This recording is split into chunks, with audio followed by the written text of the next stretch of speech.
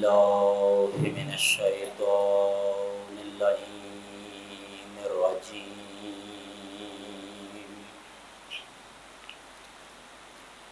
بسم الله الرحمن الرحيم. الحمد لله رب العالمين بارئ الخلائق أجمعين. الصلاة والسلام على سيد الأنبياء وخاتم النبيين حبيبنا وحبيب إله العالمين أبي القاسم محمد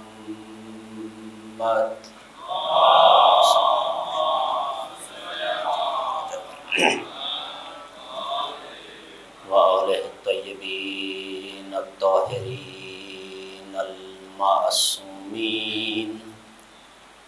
ولعن الدائم على أعدائهم أجمعين من الآن إلى يوم الدين.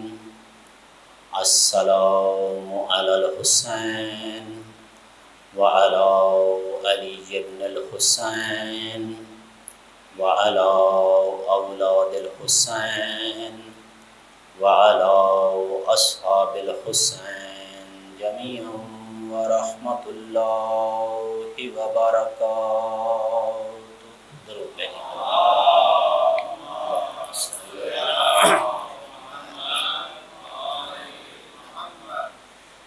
ارباب دانش، عزاداران سید الشہداء، دعا ہے پروردگار عالم آپ مومنین کا اس مقدس مقام پہ چل کر آیا اپنی بارگاہ میں عبادت شمار فرمائے. جو حاجات لے کے آئے ہیں خالق کل شے مالک کل شے، اس ذکر کے صدقے میں، وارثان ذکر کے صدقے میں تمام تر حوائج شرعیہ کو پورا فرما.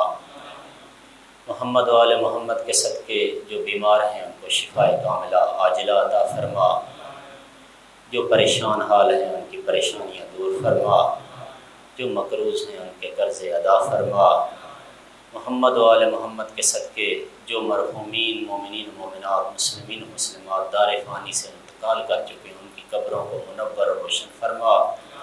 خصوصاً بالخصوص بانی مجلس برادر ارجمند سولت حسین کے عزیز کل دنیا فانی سے انتقال کر چکے ہیں. مولا ان کی قبر کو منور و روشن فرما، ان کے درجات بلند فرما، ان کو جوار محمد و آل محمد میں جگہ نصیب فرما.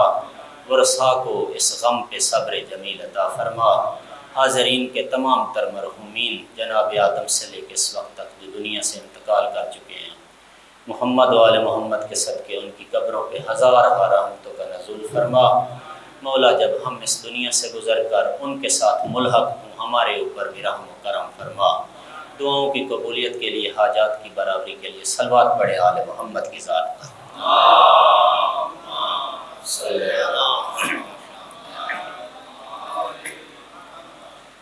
کل کی مجلس میں عرض کیا تھا کہ مجالس سے سید الشہداء کا ایک فرض یہ ہے کہ یہ زندہ امام کے لیے لشکر کی تیاری کروائیں. زندہ امام، حی امام کے فوج، ان کے سرباز، ان کے سپاہی تیار کر کے دیں مولا کو. اس لیے کہ جو امام دنیا سے چلے گئے ہیں ان کی اطاعت کرنا آسان ہے. ہم ان کی زیارت پہ چلے جاتے ہیں، زیارت پڑھ دیتے ہیں، سلام کر لیتے ہیں، 2 رکعت ہدیہ نماز پڑھ دیتے ہیں، ان کے غم میں مجلس عزا برپا کر دیتے ہیں، نظر و نیاز کر دیتے ہیں. ہم یہ سمجھتے ہیں کہ معصوم کی روح ہم سے راضی ہو گئی. اس کے بعد مجلس سے نکلے، عبادت خانے سے نکلے، مسجد سے نکلے، بازار میں، مارکیٹ میں، دفتر میں اپنا ماحول جو چاہیں کریں. وہاں پہ ایسا ہی ہمارے معاشرے میں یہی ہوتا ہے. دین فقط مسجد یا عبادت گاہ تک محدود ہوتا ہے۔ یہی وجہ ہے کہ ہمارے استاد فرمایا کرتے تھے، ڈاکٹر رحیم پورزگدی، وہ فرماتے تھے کہ کسی کا دین دیکھنا ہو تو مسجد یا عبادت گاہ میں نہ دیکھا کریں کہ مسجد میں کوئی کتنا دیندار ہے۔ وہ فرماتے تھے کسی کا دین دیکھنا ہو تو اس کی پریکٹیکل لائف میں، اگر دکاندار ہے تو دکان پہ بیٹھے ہوئے کا دین دیکھیں، کیا یہاں پہ یہ دیندار ہے؟ اگر ملازم ہے تو دفتر میں جا کے دین دیکھیں کہ یہ جو MOU سائن کیا تھا اس نے کہ میں اتنے گھنٹے سروسز دوں گا، اس کی انگیسٹ اتنا آپ سے ماہانہ سیلری لوں گا۔ سیلری تو یہ برابر لے رہا ہے، کیا اپنی سروسز انجام دے رہا ہے وہاں پہ؟ دین دیکھنا ہے، بازار میں دیکھیں، یونیورسٹیز میں جا کے دیکھیں، کالجز میں جا کے دیکھیں، دکان پریکٹیکل لائف میں اگر کوئی دیندار ہے تو استاد فرماتے تھے یہ اصل دیندار ہے۔ ورنہ مسجد میں تو سارے نماز پڑھنے آتے ہیں نا، دین کی کام کر۔ لہذا مجالس حسین کا ایک جو کام ہے وہ یہ ہے کہ زندہ امام کے لیے فوج تیار کر کے دینا ہے، لشکر تیار کرنا ہے۔ اور میں نے یہ بھی عرض کیا تھا کہ زندہ امام ہمیں بازار میں ناانصافی کرتے ہوئے دیکھ کر خاموش نہیں رہے گا۔ زندہ امام ہر قدم پہ جہاں پر بھی ہم پروردگار عالم کی معصیت و نافرمانی کریں گے، معصوم ہمیں منع کریں گے، امر کریں گے، نہیں کریں گے، اس لیے کہ معصوم کے فرائض منصبی بھی یہ شامل ہے کہ وہ امت کو حلال خدا کا حکم دیں، حرام خدا سے منع کریں۔ میں نے کل عرض کیا کہ ہم مجالس اعزاز سے واقعاً یہ روح حاصل کر چکے ہیں کہ اگر ہمارے زمانے کے امام حضرت حجت ابن الحسن العسکری اللہم صلی علی محمد وعلی محمد وعجل فرجہ ہمیں بعض ایسے کاموں سے روکے کہ جو ہمیں بہت زیادہ عزیز ہیں، بہت پسند ہیں، ہم ان سے رک جائیں گے؟ یا بعض ایسے کاموں کا حکم دیں جو کرنے کے لیے ہیں، کیا ہم وہ کرنے؟ یہ حقیقتیں ہیں، کتابوں میں یہ لکھا ہے۔ بہت سارے مومنین مولا کے مقابلے میں کھڑے ہو جائیں گے، آ کے کہیں گے یہ کون سا دین آپ لے کے آ گئے ہیں؟ ہم نے جو دین جس پہ ساری زندگی عمل کیا، جو اپنے آبا و اجداد سے پایا، دادا بابا پردادا جڑدادا سے ہم نے جو دین لیا، وہ تو ایسا نہ تھا، آپ کوئی نیا دین لے کے آ گئے؟ حضرت حجت کا مقابلہ کریں گے، بہت سارے لوگ مولا کے مقابلے میں آ جائیں گے۔ لہذا مجالس اعزا میں وہ اطاعت جو ایک مقتدی کے لیے، ایک امام کے پیروکار کے لیے، ایک معصوم کے نقش قدم پہ چلنے والے کے لیے ریکوائرڈ ہے، ضروری ہے، مطلوب ہے، مجالس حسین سے توقع یہ ہے کہ ہمیں وہ اطاعت کرنے کے لیے تیار کر دیں۔ ہم بہت کہتے ہیں کہ مولا آ جائیں، مولا آ جائیں، اللہم کل ولیک الحجۃ ابن الحسن صلواتک علیہ وعلی آبائہ۔ واقعاً تنہائی میں بیٹھ کر اپنے آپ سے پوچھیں، میرے سمیت ہم سب پوچھیں اپنے آپ سے کہ واقعاً میں اپنے آپ کو تیار کر چکا ہوں کہ حضرت حجت آ جائے تو میں ان کا مطیع ماض خدا اور مطیع ماض مولا بن کے ان کی اطاعت کروں گا؟ اگر میں ایسا ہو گیا ہوں تو مجھے یہ ہم سب کو مبارک ہو، واقعاً مجالس حسین نے ہمیں فائدہ پہنچایا ہے۔ اگر ایسا نہیں ہو سکا کہ واقعاً ابھی تک ایسا نہیں ہو سکا، بہت سارے لوگ اس خوش فہمی میں ہوتے ہیں کہ واقعاً مولا جب تشریف لائیں گے تو میں سب سے پہلا سپاہی ہوں گا جو حضرت کے قدموں میں جا کے جان نچھاور کروں گا۔ ایک صحابی تھا، عالم دین تھا بہت بڑا، تو وہ کہتا تھا کہ یہ جو حضرت سعید بن عبداللہ نے یوم عاشور کے دن امام حسین علیہ السلام کو عصر کی زور کی نماز پڑھوائی تھی کہ سعید امام کے سامنے کھڑے ہو گئے تھے، سعید اور زہیر، تو امام علیہ السلام نے برستے ہوئے تیروں میں نماز پڑھی تھی۔ وہ کہتا تھا کوئی اتنی بڑی بات نہیں ہے، میں بھی یہ کام کر سکتا تھا۔ اتفاق سے ایک رات خواب میں دیکھا کہ مظلوم کربلا نے انہیں فرمایا کہ میں نماز پڑھنا چاہتا ہوں، ادھر سے دشمن بہت پست ہے، بہت ذلیل ہے، یہ ہماری نماز کا احترام نہیں کرے گا، آپ یہاں پہ کھڑے ہو جائیں تاکہ میں نماز پڑھ لوں، اگر کوئی تیر آئے، کوئی تلوار آئے، کوئی نیزہ آئے تو اس کو روک لینا۔ کہتا ہے عالم خواب میں نے دیکھا کہ جب سید الشہداء نماز پڑھنے لگے اور ان کے پیچھے جو کربلا میں باقی ماندہ مولا کے سپاہی اور فوج اور لشکر بچ گیا تھا، وہ پیچھے نماز پڑھ رہے تھے، جیسے ہی پہلا تیر آیا میں سامنے کھڑا تھا، جب تیر نزدیک آیا میں سائیڈ پہ ہٹ گیا، تیر سیدھا مظلوم کربلا کے جسم پہ جاتے لگا۔ تڑپ کے اٹھا، میں نے کہا واقعاً میں غلطی پہ تھا، یہ سعید ابن عبداللہ کا کام تھا جو ہر آنے والے تیر کو اپنے سینے پہ روک رہا تھا، جو تیر اوپر سے گزرتا تھا اس کو اپنی پیشانی اور چہرے پہ روکتا تھا، جو دائیں بائیں سے گزرتا تھا ہاتھوں پہ روکتے تھے، یہاں تک کہ اتنے تیر انہوں نے اپنے جسم پہ روکے کہ مظلوم کربلا کی نماز پوری ہو گئی۔ ڈاکٹر قلب صادق حسین فرمایا کرتے تھے شاید سعید کی روح بہت پہلے پرواز کر جانی چاہیے تھی، کیونکہ ایک بندے کے جسم پہ ایک مرتبہ تیروں کی بارش ہو جائے، تیروں کی بارش وہ کتنی دیر روک سکتا ہے، لیکن ہر مرتبہ سعید شاید اپنی روح سے کہتے تھے میری روح ابھی رک جا۔ آپ نے سنا نہیں تھا میرے مولا نے فرمایا جب تک میری نماز پوری نہ ہو سعید یہیں پہ کھڑے رہنا، ابھی میرے مولا کی نماز پوری نہیں۔ یہی وجہ تھی کہ جیسے ہی مولا نے فرمایا السلام علیکم ورحمۃ اللہ وبرکاتہ، سعید نے کہا السلام علیکم یا ابا عبداللہ، مولا آپ کی نماز پوری ہو گئی، میری ڈپٹی پوری ہو گئی۔ ہم سجدے گاہ پہ سجدہ شکر کرتے ہیں، مظلوم کربلا نے سعید کے رخساروں پہ سجدہ کیا، بوسہ لے کے فرمایا سعید آنکھیں کھولو، آنکھ کھول کے ایک ہی بات کہی اوفیت یا ابن رسول اللہ، فرزند رسول کیا میں نے حق کے وفا ادا کیا ہے، کیا میں نے حق کے وفا ادا کیا ہے؟ خدا کی قسم یہ مقام ہے جہاں تک ہم کو پہنچنا ہے۔ سید الشہداء نے کیا فرمایا؟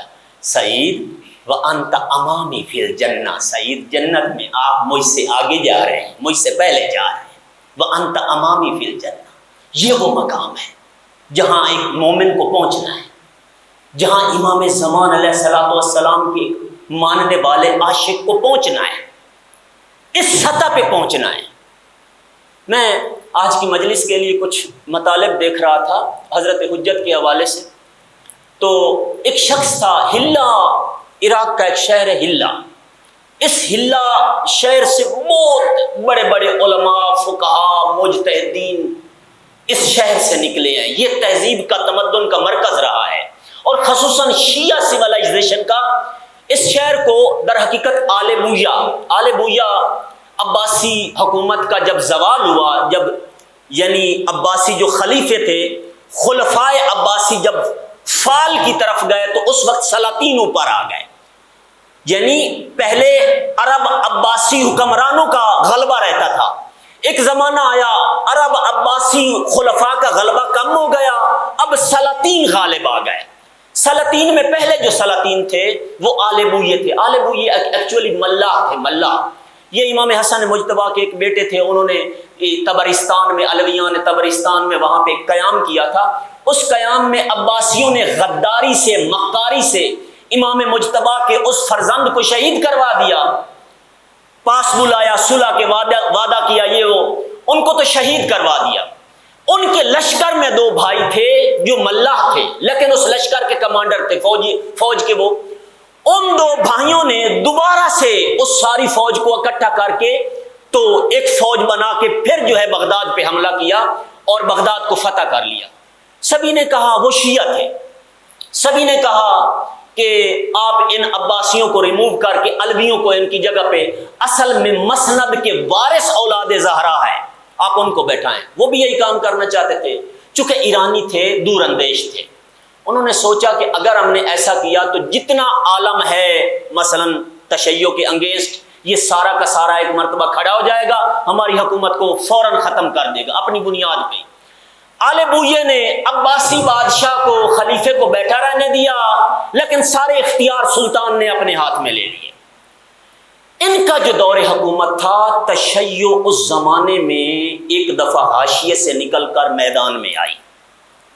جتنی بھی ہماری کتب اربع ہیں اسی زمانے میں لکھی گئی ہیں، آل بویہ کے زمانے میں۔ ہماری جو 4 کتابیں ہیں کتب اربع، ہمارے بڑے بڑے فقہاء اسی زمانے میں پیدا ہوئے۔ اسی آل بویہ کے زمانے میں عراق کا ایک شہر تھا جس کا نام تھا ہلا۔ ہلا کو انہوں نے آباد کیا، اور ایسا اس کو خوبصورت شہر بنایا کہ بہت دور دور سے عظیم لوگ آ کے اس شہر میں آباد ہو گئے۔ آگے چل کر یہ شہر تشیع کا مرکز بن گیا۔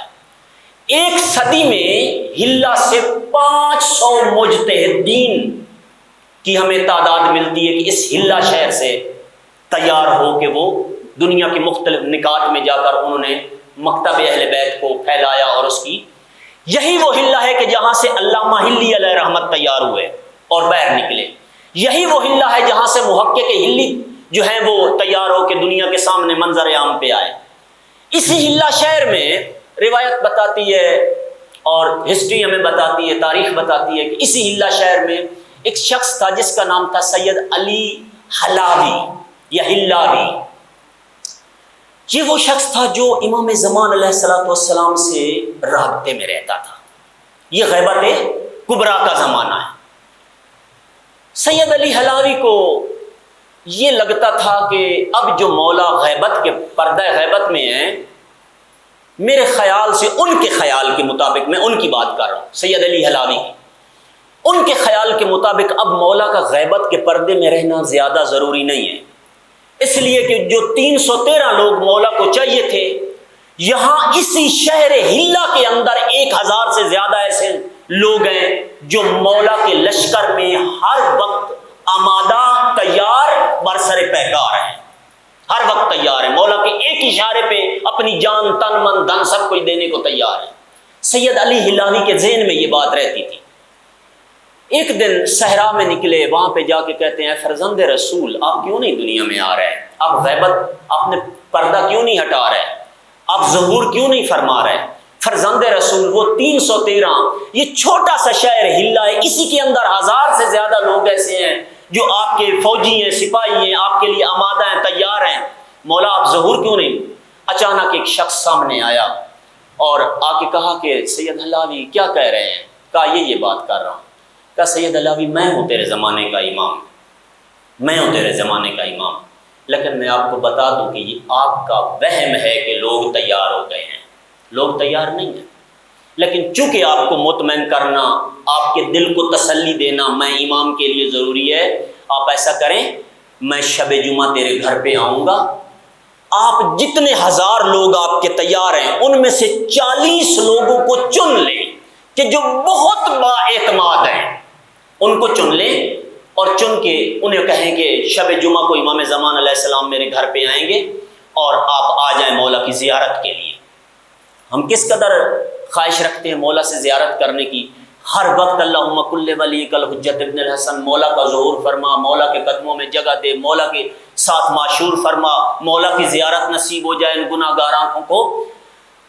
مولا نے فرمایا کہ جو 40 لوگ، نہ 1000، فقط 40، ان 1000 میں سے 40 لوگ جو تیرے بہت با اعتماد ہیں سید علی حلاوی، آپ ان کو کہیں کہ شب جمعہ مولا میرے گھر پہ آئیں گے، فلاں کا صاحب کو بھی بلا لینا، وہ واقعاً میرا عاشق ہے، فلاں کا صاحب جو بازار میں گوشت کرتا ہے اس کو بلا لینا، اور 2 بکرے بھی بلا کے یعنی خرید کے چھت پہ لا کے باندھ دینا۔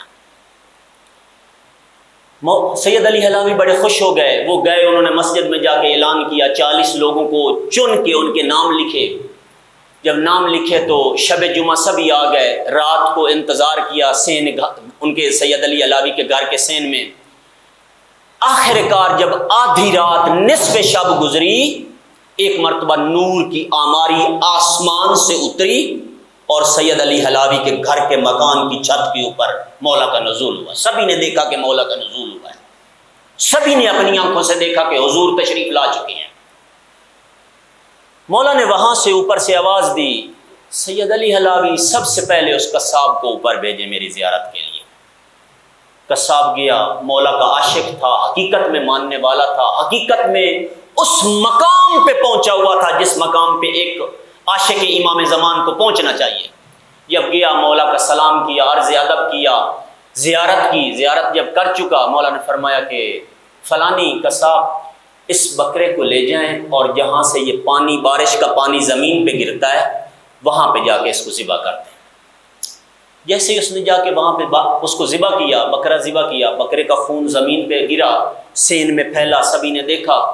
دیکھنے والوں نے سوچا شاید امام زمان چھت پہ اس کو قصاب کو مولا نے ذبح کر دیا ہے۔ تھوڑی دیر کے بعد مولا نے فرمایا سید علی علاوی آپ بھی اوپر آ جائیں۔ وہ بھی آ گئے، آئے، مولا کی زیارت کی، عرض ادب کیا۔ جب زیارت ہو چکی مولا نے فرمایا قصاب سے قصاب وہ دوسرے بکرے کو بھی ذبح کر دے۔ جب دوسرے بکرے کو ذبح کیا، خون نیچے گرا، سین میں پھرا۔ جب گھر کے سین میں خون پھیلا، مولا نے فرمایا سید علی حلاوی نیچے سے تیسرے شخص کو خود بلا۔ جب اس نے نیچے مڑ کے دیکھا ایک بھی نہ تھا، سبھی چلے گئے تھے۔ یہ سوچ کر امام زمان چھت پہ بیٹھ کر مومنین کو ذبح کر رہے ہیں۔ اس طرح کی تشیع، اس طرح کے سرباز نہیں چاہیے۔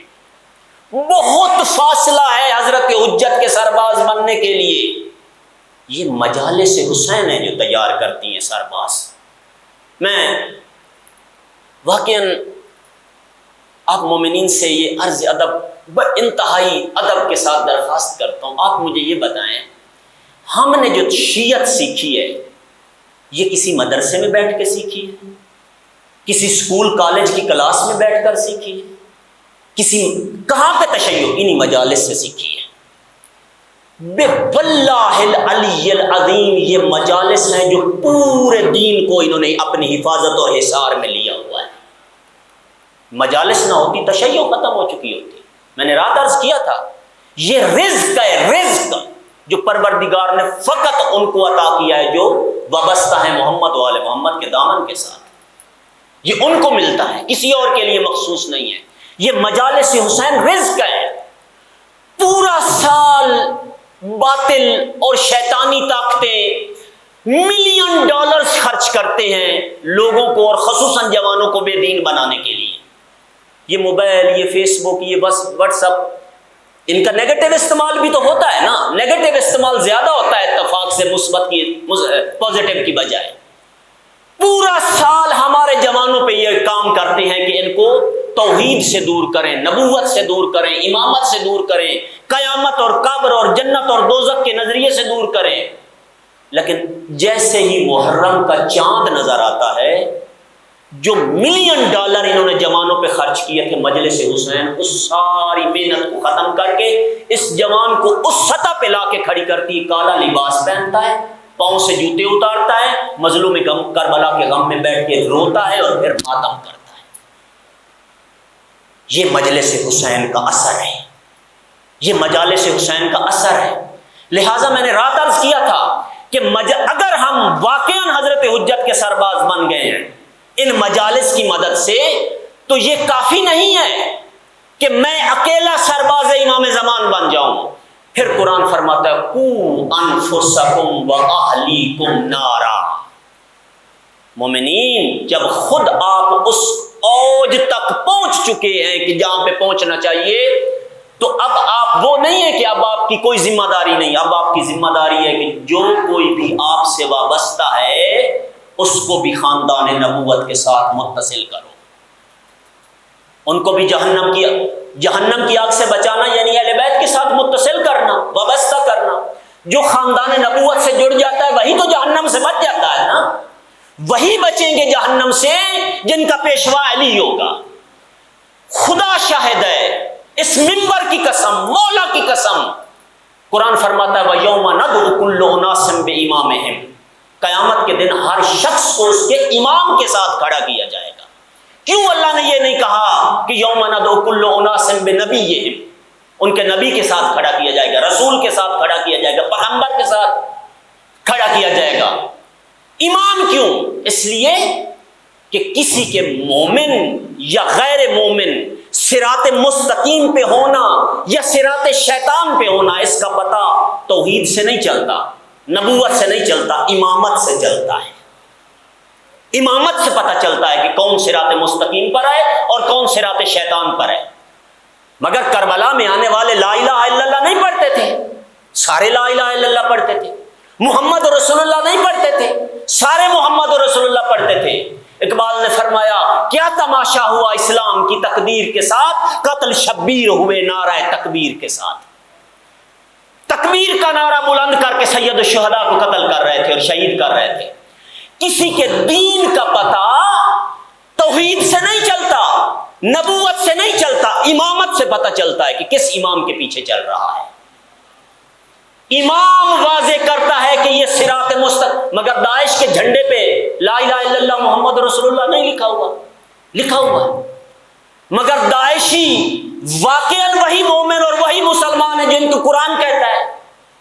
دنیا کا کون سا عقل مند اور دانا مسلمان ہے کہ جو ان قاتلین کو، ان ظالمین کو، ان وحشی درندوں کو مسلمان کہے؟ لیکن ان کے جھنڈے پہ بھی لا الہ الا اللہ محمد رسول اللہ لکھا ہے۔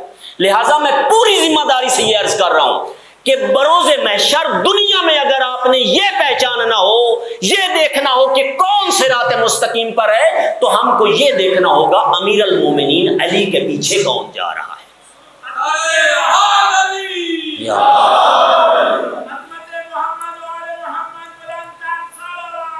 اللہم صلی علی محمد۔ لہذا مجلس حسین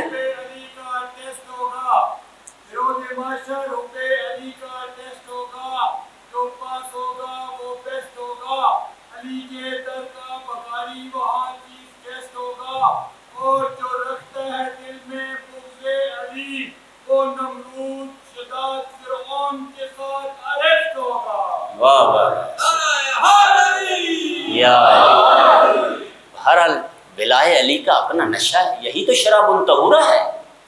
یہ جو مولا کی محبت میں، مولا کے فضائل سن کے مومن خوش ہو جاتا ہے، بعض جگہ پہ بعض علماء کہتے ہیں یہی شراب طہورہ، یہ لذت ہے، یہ محبت علی کی ولائے علی کا وہ نشہ ہے جو مومنین کو ملتا ہے اور ہر چیز سے بے غم کر دیتا ہے، بالا تر کر دیتا ہے۔ بہرحال مجالس حسین کا جو ان مجالس سے ہمیں توقعات ہیں وہ یہ ہیں کہ حضرت حجت کے لیے لشکر تیار کر کے دیں۔ جب مومنین جہاں پہ بیٹھ کر حضرت حجت کے لیے لشکر بن جاتے ہیں، ان کے سرباز بن جاتے ہیں، پھر ہماری ذمہ داری ہے کہ اپنے ساتھ وابستہ افراد کو ہم حضرت کے لشکر میں شامل کریں۔ میں نے رات عرض کیا تھا، اگر ہم اپنی اولاد کو، اپنے خاندان کو، اپنی فیملی کو، اپنے بچوں کو، رشتہ داروں کو، عزیزوں کو ان کی تربیت کا اہتمام نہیں کریں گے، پھر یاد رکھیں ان کی تربیت شیطان کریں گے۔ اگر اہل حق میدان چھوڑ جائیں، اہل باطل آ کے میدان کو پر کر دیتے ہیں، پھر ان کی تربیت شیطان کریں گے۔ اور میں نے رات یہ بھی عرض کیا تھا کہ بہت سارے لوگ، تاریخ اسلام اس بات پہ گواہ ہے کہ جو اپنی ذات میں بالکل خالص مومن تھے، چونکہ انہوں نے اپنے خانوادے کی تربیت نہیں کی تھی، خانوادے نے ان کو جنت کے دروازے سے کھینچ کر جہنم میں داخل کیا۔ رات میں نے آپ کی خدمت میں عرض کیا، جناب مسلم بن عقیل کے ساتھ کیا ہوا، میں نے رات عرض کیا، صرف 22 یا 24 لوگ تھے جو دارالامارہ میں عبید اللہ ابن زیاد کے ساتھ باقی رہ گئے تھے۔ پورا کا پورا کوفہ جناب مسلم کے ساتھ تھا اور دارالامارہ کا انہوں نے محاصرہ کر لیا تھا۔ قریب تھا کہ عبید اللہ ابن زیاد سقوط کر جاتا اور جناب مسلم دارالامارہ کے اندر داخل ہو جاتے اور پورے کوفہ پہ حسین ابن علی کی حکومت قائم ہو جاتی۔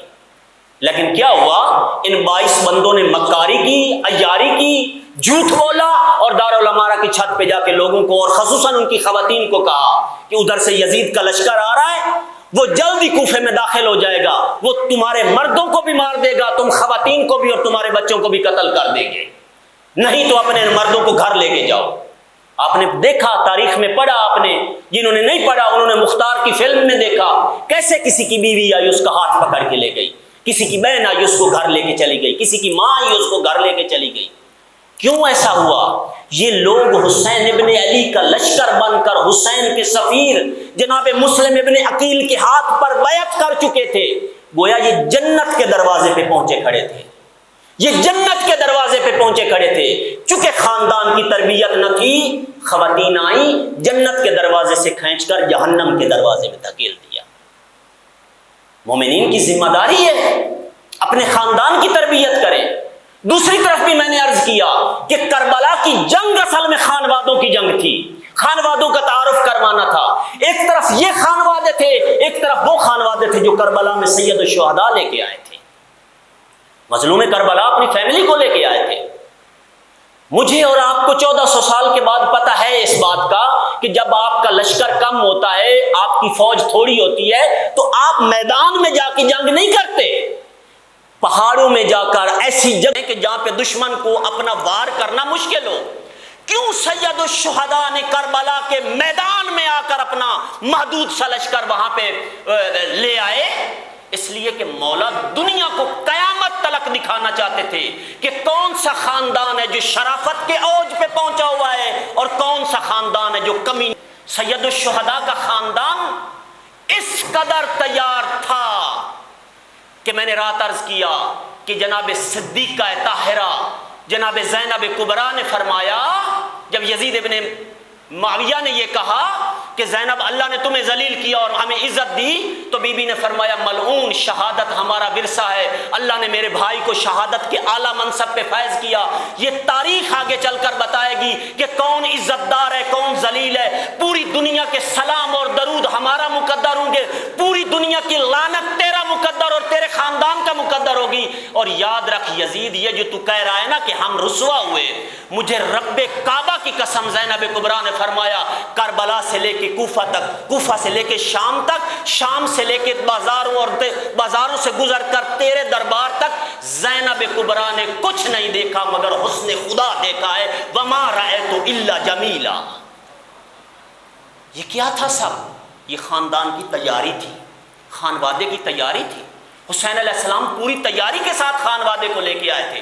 یہی وجہ ہے کہ جتنے ظلم ڈھائے گئے خاندان پر، چھوٹے سے بچے 4 سالہ معصومہ کے منہ سے یہ بات نہ نکلی کہ ہمارے بابا نے کربلا میں آ کے الیاذ باللہ استغفر اللہ نعوذ باللہ کہ مثلا کچھ ایسا کیا جو نہیں ہونا چاہیے تھا۔ نہ، سختیاں دیکھیں، مصیبتیں دیکھیں، مصائب دیکھے، لیکن ذلت نہ دیکھی، ذلت کہیں پہ قبول نہیں کی۔ خاندان کو تیار کرنا ہماری ذمہ داری ہے۔ مجالس حسین علیہ السلام خاندان کو تیار کرنے کا بہترین ذریعہ ہے۔ میں نے رات عرض کی کہ خاندان کی تیاری کیسے کروانی ہے۔ پہلی چیز جس سے ہمارا خاندان اور اس کی تربیت ہوتی ہے وہ مجلس حسین علیہ السلام ہے۔ مجلس حسین ہمارے خانوادے کی تیاری کرواتی ہے۔ مجلس حسین خانوادے کو اس سطح پہ لے کے جاتی ہے۔ آپ بے شک اس کے ظاہری فوائد کم سمجھیں، البتہ ظاہری فوائد بھی کم نہیں ہیں۔ ہمارے گھروں میں آج کل یہ جو بڑی مجالس ہیں، انہوں نے چھوٹی مجالس کو حاشیے میں لا کے حتیٰ کہ ختم کر دیا۔ جیسے یہاں پہ بہت بڑی سپر مارکیٹ بنتی ہے تو اس کے سامنے جو چھوٹا سا دکان ہوتا ہے، چھوٹی سی ایک ہٹی نما ہوتی ہے، وہ بیچاری خود بخود ہی ختم ہو جاتی ہے۔ یہ بڑی مجالس نے چھوٹی مجالس کو ختم کر دیا ہے۔ جہاں پہ بڑی مجالس ہماری ضرورت ہے، وہیں پہ چھوٹی مجالس کہ جو ہر گھر میں ہونی چاہیے وہ ضروری ہیں۔ اس سے ہمارے خاندانوں کی تربیت ہوتی ہے۔ بھلے 10 لوگ آ جائیں، 8 لوگ آ جائیں، 15 لوگ آ جائیں، صرف چائے کا ایک کپ سب کو پلا دیں، کسی ایک طالب علم کو بلا لیں، لیکن مجلس حسین گھر میں کروانا، پیغمبر گرامی اسلام صادق آل محمد تمام ائمہ فرماتے ہیں کہ مجلس جس گھر میں ہوتی ہے، اللہ تبارک و تعالیٰ کا وعدہ ہے 3 چیزیں اس گھر کو عطا کرتا ہے۔ سب سے پہلی چیز، وہ گھر بابرکت ہو جاتا ہے۔ انشاءاللہ خدا نے موقع دیا، میں پوری مجلس لفظ برکت پہ پڑھنا چاہتا ہوں کسی دن، اگر میرے پاس وقت کچھ بچا تو۔ وہ گھر بابرکت ہو جاتا ہے۔ دوسری چیز یہ، مولا فرماتے ہیں جس گھر میں ذکر ہوتا ہے، جس گھر میں مجلس حسین ہوتی ہے، اس گھر میں ملائکہ نازل ہوتے ہیں۔ کیا حدیث قصہ کی آخری لفظوں میں ہے کہ جب مومن حدیث قصہ بیٹھ کے پڑھتے ہیں تو کیا کرتے ہیں؟ ملائکہ ان کو اپنے حصار میں لے لیتے ہیں۔ اس گھر پہ ملائکہ، مولا فرماتے ہیں کہ فوج ینزل و فوج یذهب، فوج ملک آسمان سے زمین پہ آتے ہیں جہاں پہ مجلس حسین ہو رہی ہوتی ہے۔ رات میں نے عرض کیا کہ جب ہارون مکفوف کو مولا صادق آل محمد نے فرمایا جاؤ مجلس پڑھو ممبر پہ بیٹھ کر، تو مولا نے گھر میں پردہ لگوایا ہوا تھا، پردے کے پیچھے بیویاں تھیں، اور مجلس ہارون نے پڑھی تو مولا نے فرمایا ہارون نے کہا مولا بہت گریا ہوا، بہت صحابہ آ جائے تھے، بہت مجلس میں تعداد تھی۔ مولا نے فرمایا ہارون جتنے لوگ آپ نے دیکھے ہیں اس سے کئی گنا زیادہ ملک یہاں پہ، فرشتے یہاں پہ مجلس میں موجود بیٹھے تھے، ملک یہاں پہ موجود تھے۔ آپ کی آنکھیں نہیں دیکھ سکتی، ہم معصوم ان کو دیکھتے ہیں، معصوم کی آنکھ ہے جو فرشتوں کو دیکھ لیتی ہے۔ مولا نے فرمایا فوج ینزل و فوج فوج فوج فرشتے آسمان سے اترتے ہیں۔ جب شاہ ایران رضا شاہ پہلوی ترکی کے دورے پہ گیا، یہ 1413 ہجری کا واقعہ ہے۔ ترکی اس زمانے تازہ تازہ یہ خلافت عثمانیہ کو ختم کر کے تو انہوں نے کیا کیا تھا، انہوں نے یورپ کے ساتھ اپنے آپ کو ملحق کرنے کی کوشش کی، اور یورپ میں داخل ہونے کے لیے جو ہے ترکی نے کوشش کی۔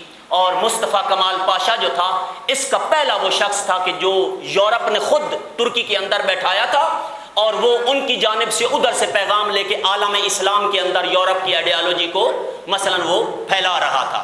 یہ جو دین کو سیاست سے دور کرنا ہے، اس کے پیچھے بھی یہی مصطفیٰ کمال پاشا اور یورپ، چونکہ یورپ خود چرچ کو اور کلیسا کو پارلیمنٹ سے جدا کر چکا تھا، اب وہ چاہتا تھا کہ اسلام بھی، مسجد بھی جو ہے وہ پارلیمنٹ سے جدا ہو جائے۔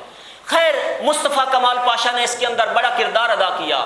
رضا شاہ پہلوی 1314 میں جب ترکی کے دورے پہ گیا تو ہسٹری بتاتی ہے کہ واقعاً کمال پاشا نے اس کا بہت بڑا استقبال کیا، بہت بڑا استقبال کیا۔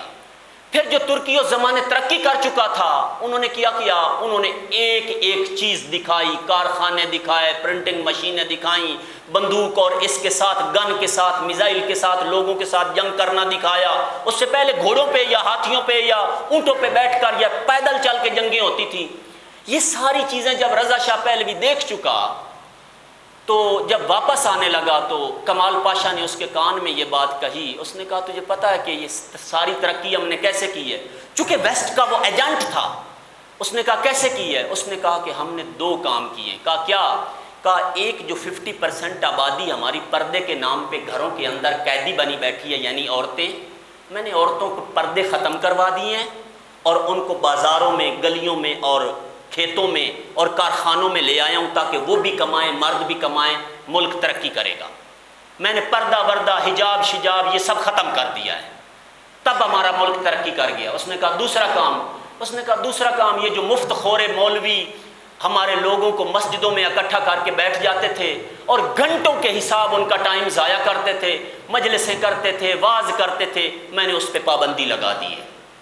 میں نے کہا ہے کہ آپ اس طرح کا کوئی کام نہیں کریں گے، جس کسی نے کوئی عبادت کرنی ہے وہ جا کے انڈیویجول کرے، جبکہ سارے لوگ جاؤ اور بازاروں میں، کھیتوں میں، کارخانوں میں جا کے کام کرو تاکہ ملک ترقی کرے۔ کہا یہ 2 کام۔ رضا شاہ بڑا متاثر ہوا۔ جیسے ہی وہ واپس ایران میں آیا، اس نے 2 کام کیے۔ پہلا کام یہ، اس نے کہا کہ اس کے بعد کوئی عورت ایرانی حجاب نہیں کرے گی، کشف حجاب، کوئی ایرانی عورت حجاب اور پردہ نہیں کرے گی۔ ان کو زبردستی، ان کا یہ لباس نہیں جو ابھی یہ عورتیں، ایرانی عورتیں یا ایرانی مرد یہ پہنتے ہیں، یہ ان کو زبردستی پہنایا گیا ہے۔ ان کا وہ لمبا لباس ہے جو پیروں تک ہوتا ہے، عربوں کی طرح۔ ان کو زبردستی پینٹیں پہنائی گئیں، زبردستی شرٹیں، ان کے سر پہ سکارف ہوتا تھا، کھینچ کے اتار دیتے تھے۔ وہ ظلم کیا رضا شاہ پہلوی نے، حجاب ختم کروا دیا۔ دوسرا کام اس نے یہ کیا کہ مجالس حسین پہ پابندی لگا دی۔ یہ وہی زمانہ تھا کہ جب شیخ عبد الکریم حائری، مجتہد والا مقام، مجتہد مسلم، شیخ عبد الکریم حائری یزدی، یہ ان کا زمانہ تھا۔ جب ان کو یہ بات پتہ چلی کہ رضا شاہ پہلوی نے مجلس حسین پہ پابندی لگا دی ہے، بات بات پہ کہتے تھے کہ یہ کتنا بڑا ظلم ہو گیا کہ مجلس حسین پہ پابندی لگ گئی۔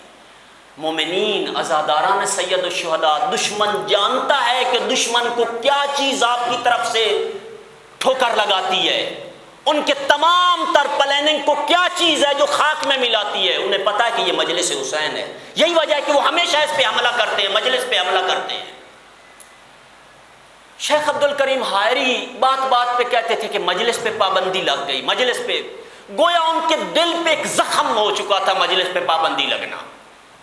کسی نے آ کے کہا آیت اللہ، مجلس حسین واجبات الہیہ میں سے تو نہیں ہے، مجلس حسین مستحب عمل ہے، آپ ایک مستحب کی خاطر اس قدر پریشان ہیں۔ انہوں نے کہا بندہ خدا، ٹھیک ہے مجلس حسین مستحب ہے، لیکن ہزاروں واجبات کو مجلس حسین نے محفوظ کر کے بچایا ہوا ہے، ہزاروں واجبات کو مجلس حسین نے بچایا ہوا ہے۔ ٹھیک ہے یہ مستحب ہے، لیکن واجبات مجلس حسین کے صدقے باقی ہیں۔ صلوات پڑھیں مولا کی ذات پر، اللہم صلی علی ہمارے بزرگ علماء مجلس کا احترام کرتے تھے، مجلس کو اہمیت دیتے تھے۔ خدا شاید وقت ساتھ نہیں دے رہا، میری نظر ٹائم پہ بھی ہے اور اپنے بیان پہ بھی ہے، میں بہت زیادہ آپ کو بیٹھانا نہیں چاہتا، نہ تھکانا چاہتا ہوں۔ بزرگ علماء مجتہدین مجلس حسین کے بارے میں فرماتے تھے، آیت اللہ قاضی، اگر عصمت جو اللہ تعالیٰ نے 14 معصومین کو اور انبیاء کو عصمت دی ہے، ان معصومین کے بعد اگر کوئی غیر معصوم جو ہمارے زمانے میں تھا لیکن ان کے وجود سے واقعاً عصمت اہل بیت نظر آتی تھی، ان میں ایک شخص جو تھے وہ آیت اللہ قاضی تھے، علی قاضی۔ اتنے بزرگ، اتنے بڑے فقیہ مجتہد، آیت اللہ قاضی ہر شب جمعہ اپنے گھر پہ مجلس کرواتے تھے، ہر شب جمعہ۔ خدا شاید ہے، یہ آپ اربعین پہ جاتے ہیں نا تو وہاں پہ لوگ آپ کے جوتوں کو پالش کرتے ہیں، یہ آیت اللہ قاضی کی سنت ہے۔ جب گھر پہ مجلس کرواتے تھے تو جیسے ہی مومنین گھر پہ آتے تھے مجلس کے لیے جوتے اتارتے تھے، باہر آیت اللہ قاضی مرجع مسلم، مرجع تقلید، مجتہد مسلم، مومنین کے جوتوں کو صاف کرتے تھے کپڑے کے ساتھ۔ آیت اللہ خوئی جب ان کی مجلس میں جاتے تھے تو اپنے جوتے اپنی بغل میں ڈال دیتے تھے، کیونکہ وہ نہیں چاہتے تھے۔ لوگ آتے تھے کہتے تھے آیت اللہ آپ بوڑھے ہو گئے ہیں، آپ چلیں کرسی صدارت پہ جا کے بیٹھے، ہم یہ جوتے صاف کرتے ہیں۔ کہا نا، جب تک اس وجود میں سانس ہے حسین کے عزاداروں کے جوتے میں خود صاف کروں گا۔ حسین علیہ السلام کے عزاداروں، ہاں میں بوڑھا ہو گیا ہوں، ایران میں مجلس کا قانون اور طریقہ یہ ہوتا ہے کہ مجلس میں بیٹھنے والوں کو اسی طرح جیسے آپ بیٹھے وہیں پہ چائے مل جاتی ہے، وہ چائے بھی پیتے رہتے ہیں، مجلس بھی سنتے ہیں۔ کہا کہ میں بوڑھا ہو گیا ہوں، اب چائے کا ٹرے اٹھا کے میں نہیں ایک ایک بندے کے سامنے جا سکتا، آپ چونکہ جوان ہیں، چائے آپ پلائیں، جوتے میں آیت اللہ قاضی صاف کروں گا۔ مجلس حسین، اس کی اہمیت کا واللہ یہ رزق ہے، یہ رزق ہے، یہ ہر کسی کے نصیب میں نہیں ہے۔ لہذا بزرگ علماء کو اپنے مرجع ہونے پہ اتنا اعتماد نہ تھا۔ مثلا آیت اللہ مراشی نجفی جب بھی مجلس حسین میں جاتے تھے ایک رومال لے کے جاتے تھے، ایک رومال لے کے جاتے تھے، جتنے بھی آنسو مجلس حسین میں بہتے تھے وہ رومال میں، اس رومال میں محفوظ کر لیتے تھے۔ مرتے وقت انہوں نے وصیت کی، کہا کہ بیٹا مجھے کسی عمل پہ توقع نہیں کہ وہ قبر میں میرا ساتھ دے، کسی عمل پہ اتنی امید نہیں کہ قبر میں میرا، ہاں ایک چیز پہ مجھے امید ہے اور وہ یہ کہ یہ حسین کے غم میں جو بہائے ہوئے آنسو ہیں یہ میری شفاعت کے لیے کافی ہے، لہٰذا میرے کفن میں میرا یہ رومال رکھ دینا کہ میں بروز محشر یہی رومال جناب سیدہ کی بارگاہ میں لے کے پیش ہو جاؤں گا۔ میں کہوں گا بی بی یہ وہ رومال ہے کہ جس میں میں نے مظلوم کربلا کے غم میں بہائے ہوئے آنسو محفوظ کیے تھے۔ یہ علماء کی سنت ہے، مراجع عظام کی سنت ہے، کیوں نہیں ہم اپنا شیوا اس طرح کر لیتے، کیوں نہیں ہمارے پاس ایک رومال ہوتا۔ لہذا مجالس حسین کا انعقاد کرنا، ان کو وسعت دینا خانوادے کی تربیت کا ذریعہ ہے، اہل و عیال کی تربیت کا ذریعہ ہے، بچوں کی تربیت کا ذریعہ ہے، یہاں تک کہ جو آپ کے ہمسائیگان ہیں کہ جن کو کبھی توفیق نہیں ہوتی مجالس میں آئیں، وہاں تک ان کی تربیت بھی ہوتی ہے مجلس حسین کے ذریعے۔ مجلس حسین وہ نعمت خدا ہے کہ جس کے ذریعے ہماری تربیت ہوتی ہے، گھر کی تربیت ہوتی ہے، فیملی کی تربیت ہوتی ہے۔ یہی وجہ ہے کہ دشمن نے اسی کو اپنے نشانے پہ رکھا ہوا ہے۔ بہرحال اللہ تعالیٰ ہمیں توفیق دے کہ ہم ان مجالس کی اہمیت کو سمجھیں اور ان مجالس سے وہی چیز حاصل کریں کہ جو مطلوب ہے، جو مقصود ہے، کہ مجلس حسین سرباز امام زمان علیہ السلام۔ کل میں انشاءاللہ نئے موضوع پہ آپ کی خدمت میں عرائض پیش کروں گا، آج کے لیے اتنا بس، یہیں پہ میں اس بات کو مکمل کرتا ہوں کہ مجالس حسین کی اہمیت کو سمجھا جائے، مجالس حسین سے ہمیں کیا توقعات ہیں ان کا معلوم ہونا چاہیے، اور پھر وہ توقعات پوری ہو رہی ہیں یا نہیں ہو رہی یہ خود کا انصاف خود سے کروانا چاہیے۔ ورنہ یہاں پہ اتنا وقت جو ہم دیتے ہیں، اتنا بیٹھتے ہیں، خرچ اخراجات، مومنین کی زندگیاں، مومنین کا وقت، زحمتیں، مشکلات سب رائے گاں ہو جائیں گی اگر وہ مقصد حاصل نہ ہوا جو مجالس سے حاصل ہونا چاہیے۔ صلوات پڑھ لیں آل محمد کی ذات پر۔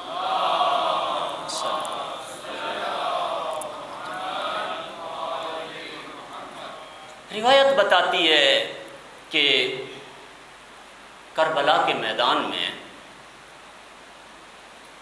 جناب زینب کبریٰ کا سن مبارک 56 سال تھا، 56 سال تھا، اور سید الشہداء کی جو سن مبارک تھا، عمر تھی مولا کی، وہ 57 یا 58 سال تھی۔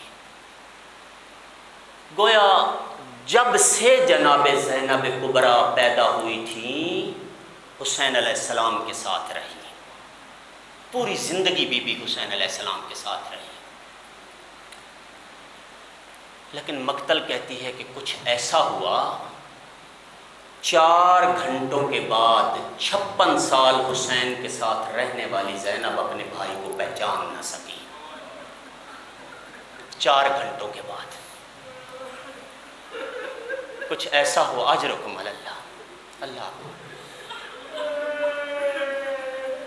جب شام غریباں کے بعد زینب بھائی کی مقتل میں آئی، مقتل کیا تھی؟ پتھروں کا ایک ڈھیر تھا۔ مقتل میں لکھا ہے کہ بی بی نے بندھے ہوئے ہاتھوں سے پتھر ہٹائے۔ اجرکم علی اللہ، خدا کو مجھے کوئی جلدی نہیں، میں ادب کے ساتھ مقتل سنانے کا عادی ہوں، میں رک رک کے پڑھوں گا، رک رک کے مومنین رو پڑے، یہی تو ہمارا رزق ہے، یہی تو ہمارا رزق ہے جو مجلس سے ملتا ہے۔ بی بی نے پتھر ہٹائے، جب کٹی ہوئی رگوں پہ نظر پڑی پہچان نہ سکی، پہچان نہ سکی۔ بی بی کہ فرماتی ہے انت اخی حسین، میرے بھائی حسین آپ ہیں؟ روایت بتاتی ہے کہ جب آپ صف ماتم پہ بیٹھے ہوتے ہیں نا، اس ماتم کے جو وارث ہیں، اس عزا کے جو وارث ہیں وہ تشریف لے آتے ہیں۔ میں اپنے زمانے کے امام سے پوچھتا ہوں، آج عرض ادب کرتا ہوں، مولا کیا ہوا تھا کہ 4 گھنٹے کے بعد زینب کبریٰ اپنے بھائی کو نہ پہچان سکی؟ بی بی نے کیوں سوال کیا؟ کیوں سوال کیا انت اخی حسین؟ مولا کربلا میں ایسا کیا ہوا تھا؟ عزاداروں نے سر ساتھ تھا، ایک انگوٹھی میری بی بی نے اپنے بھائی کو پہنائی تھی، دیکھا تو انگوٹھی انگلی سمیت کٹ چکی تھی، انگلی کٹ چکی تھی، کوئی ایسی نشانی نہ تھی کہ جو بی بی کو نظر آئے کہ یہ میرے بھائی حسین کی لاش ہے۔ کٹی ہوئی رگوں سے آواز آئی، ہاں زینب آپ کا بھائی حسین میں ہوں۔ بس جیسے ہی پتہ چلا کہ بھائی حسین یہ ہیں، کٹی ہوئی رگوں پہ اپنا لب مبارک رکھے، بھائی کی رگوں سے بوسہ دے کے کہا پروردگارا اللہم تقبل منا ھذا القربان، خالق میری یہ قربانی اپنی بارگاہ میں قبول فرما، پروردگار میری یہ قربانی اپنی بارگاہ میں قبول فرما۔ ایک جملہ اور آپ کی خدمت میں عرض کرتا ہوں۔ روایت بتاتی ہے کہ جب یہ قافلہ کربلا سے ہوتا ہوا کوفہ میں آیا، شہداء کے سر نیزوں پہ سوار تھے۔ حبیب ابن مظاہر کا سر اس نیزے پہ سوار تھا کہ جس کو خولی نے اپنے ہاتھ میں پکڑا ہوا تھا۔ جب حبیب کا سر خولی بازار میں لے کے داخل ہوا، حبیب کے بیٹا جس کا نام قاسم تھا، قاسم ابن حبیب کی نظر پڑی کہ میرے بابا کا سر نوکے نیزہ پہ سوار ہے اور خولی نے وہ نیزہ اٹھایا ہوا ہے۔ مقتل میں لکھا ہے کہ قاسم نزدیک آیا، خولی سے آ کے کہا خولی یہ میرے بابا کا سر ہے، مجھے دے دے۔ خولی نے کہا مجھے حکم نہیں ہے کہ یہ سر کسی کو دوں، یہ سر یزید کے پاس لے کے جانے ہیں۔ روایت بتاتی ہے قاسم نے حملہ کیا، خولی سے اپنے بابا کا سر چھین لیا۔ جب بابا کا سر چھین کے جا رہا تھا تو یہ کہتا ہوا جا رہا تھا جس کا جوان بیٹا زندہ ہو اس کے بابا کا سر کوئی نیزے پہ لٹکاتا ہے؟ جس کا جوان، جو ادب کا مسائل، جو اشاروں میں مسائل سمجھتے ہیں، کہا جس کا جوان بیٹا زندہ ہو اس کے بابا کا سر کوئی نیزوں میں بازاروں میں پھراتا ہے۔ سید سجاد نے قاسم کے یہ جملے سن لیے، بابا کے سر کی طرف مخاطب ہوئے، کہا بابا جان قاسم ابن حبیب صحیح کہہ رہا تھا، جس کا جوان بیٹا زندہ ہو اس کے بابا کے سر کو نیزوں پہ بازاروں میں نہیں پھرایا جاتا۔ بابا یہ سید سجاد کی مصیبت ہے کہ جوان بیٹا ساتھ ہے اور بابا کا سر بازاروں میں پھرایا جاتا۔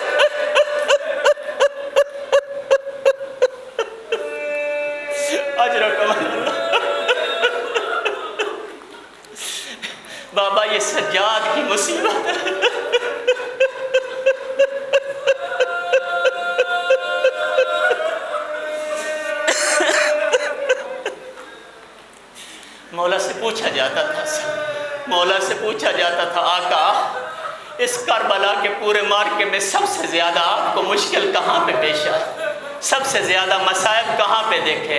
مولا فرماتے تھے الشام الشام الشام۔ کسی نے کہا مولا کربلا میں بھی تو اتنے مصائب تھے، کربلا میں بھی تو اتنی مصیبتیں تھیں۔ مولا فرماتے تھے جو مصائب شام میں میں نے دیکھے ہیں وہ کربلا میں نہیں دیکھے۔ کہا آقا وہ کیا مصائب تھے؟